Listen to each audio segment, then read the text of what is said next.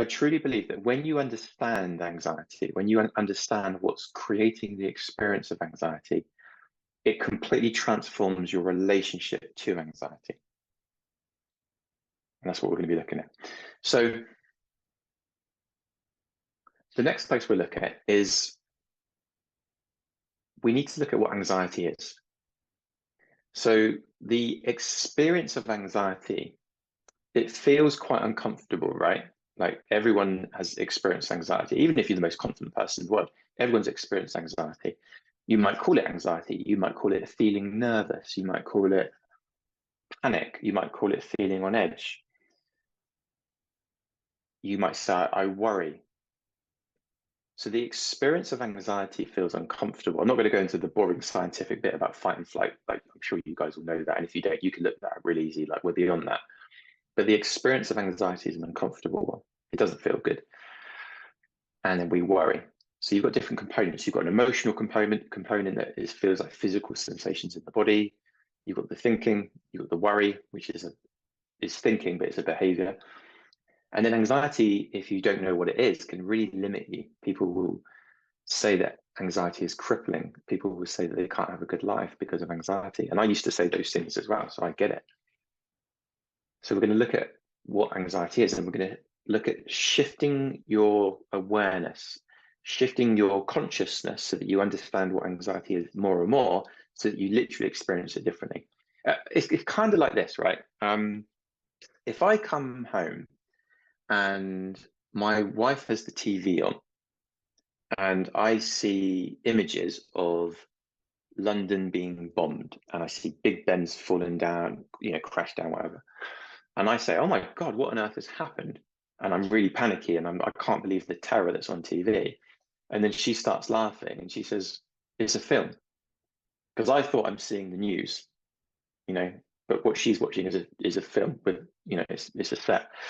She's not bothered about what she's experiencing because she knows it's a film, it's a movie. Whereas I'm having this is a funny time at the moment to speak about it because there's riots and shit going on, so that could happen. But if I think it's real life and I'm watching the news, I'm going to have a totally different experience of that. But because she understands in that moment something that I don't understand, her experience is different. That's what we're going to be doing with you guys, shifting your understanding of anxiety. So you can watch this back as many times as you want because I'm going to probably go through this fairly quickly and take some questions. But what I feel really comfortable promising you actually is that if you really get this and you really apply this understanding, you won't need to look anywhere else for dealing with anxiety. I mean, you might want to take things deeper, but there's nothing else to do once you really get this. So as best as I can tell from my extensive research, and we're talking nearly 20 years of research, there's 3 levels to understanding anxiety, and your understanding of anxiety is directly related to how much it gets in the way of your life. So level 1 understanding of anxiety is when people say, I'm anxious. And you've probably all done it. I've done it before. If I've literally worked with people that have said, I'm anxious. That's just who I am. Now I get it, but the problem with that is if you are identifying as a character of anxiety, you have absolutely no way to get any freedom from it because you think it's who you are. And I posted a reel about this on Instagram yesterday, I think.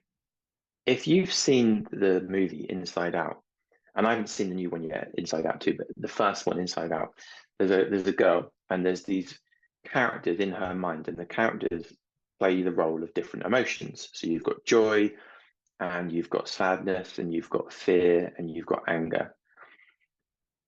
Inside her head, there is a character called fear, called anxiety.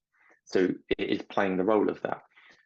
And sometimes it takes over, and then you experience anxiety.